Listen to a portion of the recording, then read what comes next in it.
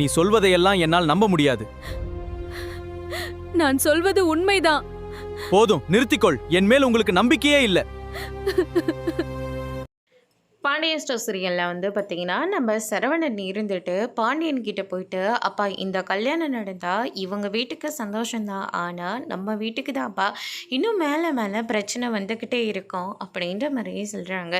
அது என்ன வேணாலும் வரட்டும், அதை நாம் பார்த்துக்கலாம், ஆனால் இந்த கல்யாணத்தை தடுக்கிற வேலை நம்மளோடது கிடையாது. என்னதான் சொன்னாலையும் அந்த 2 குடும்பமும் ஒன்றா சேரதான் போகுது. அந்த சக்திவேலை என்னை திருத்தவா முடியும்? கண்டிப்பாக முடியாது. ஏதோ அவங்க பையனுக்கு கல்யாணம் ஆக மாட்டேதுன்னு சொல்லி இப்படி ஒரு வேலையை பார்த்து வச்சுருக்காங்க. இதெல்லாம் ஒரு முறை இல்லாத கல்யாணம். நம்ம பேசி என்னடா பிரயோஜனம்? ஆக வேண்டிய வேலையை போய் பாருடா அப்படின்ற மாதிரி பாண்டியன் சொல்லிட்டு போயிடுறாங்க. அதனால் நம்ம சரவணனை அமைதியாகவே இருக்க முடியல. உடனடியாக தங்கமயில போயிட்டு பார்க்குறாங்க. இங்கே பாரு, இந்த கல்யாணம் நடக்கவே கூடாது அப்படின்ற மாதிரி சொல்லிடுறாங்க. தங்கமயில் இருந்துட்டு இதுக்கும் எனக்கும் எந்த சம்மந்தமும் இல்லை அப்படின்ற மாதிரி சொல்லிடுறாங்க. அதுக்கடுத்துதான், நீ சம்மதிக்காமலையா உங்கள் அம்மாவும் உங்கள் அப்பாவும் அந்த வீட்டோட சம்மதம் செய்வாங்க?